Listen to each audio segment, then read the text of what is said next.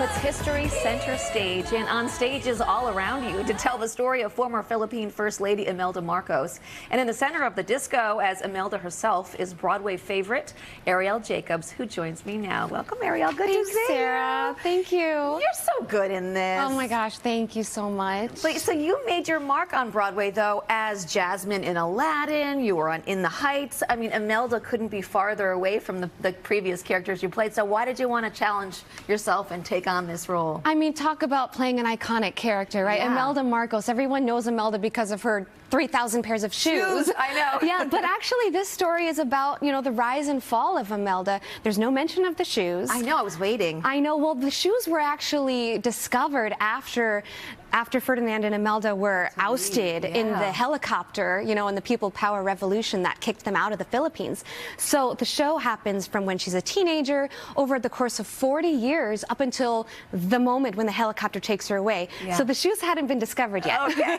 But I mean, she's a complicated person. How Yes. did you kind of go about taking this role on? How far did you dive? Well, so I definitely did my research. I watched documentaries, I read books, but I think the important thing for audiences to realize is that the show takes place over a 40-year period from age 17 to 57. Yeah. So I'm not doing an impression of her. I'm doing an interpretation of how she appeared to the Philippine people over the course of these 40 years. So in every single window of time, I'm giving, you know, when she's sweet and she's seen as sweet and innocent as a teenager to when people saw her as very charismatic on the campaign trails. And then people saw her as this really detached disco queen, you know, when they started to kind of take power, and she loved going to discos.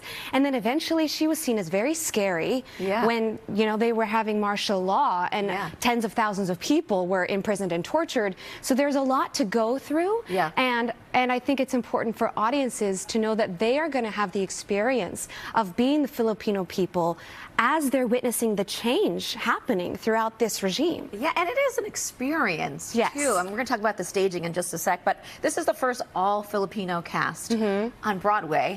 This is your first Filipino character that you're playing. So was there any new conversation spark with your family about your heritage or anything? Well, what's so wonderful about this show is, yes, it's a full Filipino cast. The entire company feels like such a family, and to have Lea Salonga, who I've, you know, idolized my entire life, to have her be starring in this show and also as one of the producers of this show, it feels really special. And I think for a lot of people who come to see it, they feel like it's a very healing experience because it is sparking conversations. It's getting people to talk about something that their families might have wanted to tuck away and not bring to the forefront.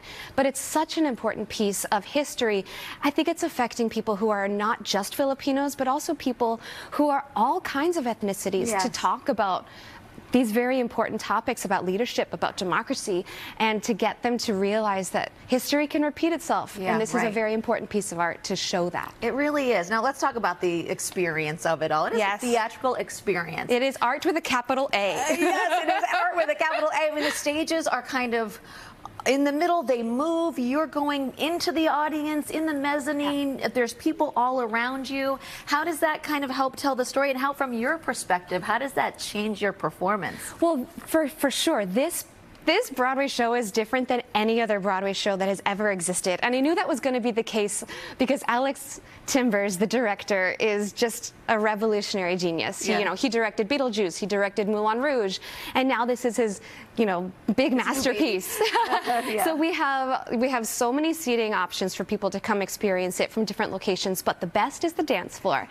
Because you are going to be surrounded by the actors at all times, and we're going to be so close. There are moments in this show where I am walking through the audience and I am shaking the hands of the people in the audience because we're doing the presidential campaigns, or when we're at the wedding of Ferdinand and Imelda, or during there's a funeral procession and the audience really becomes a part of that procession, and eventually at the revolution at the end. So they get to experience everything that the Filipino people did during this time period. It really is an experience. It's a very different kind of show. Definitely go to see it. I just want to bring up one more thing, because we are dog people. We're animal lovers here. Yeah. I know that you rescued your dog, and you have the Broadway Pup, which it's you create pet bandanas, and the proceeds go to animal shelters. That's right. Yes. So I created these bandanas for dogs and cats. They come in 4 sizes. They're all Broadway-themed puns. So we have, Diamond in the Rough and Hades Hound, as you can see. I love and it. you can get them at BroadwayPup.com, and all the proceeds go to charity. I love that.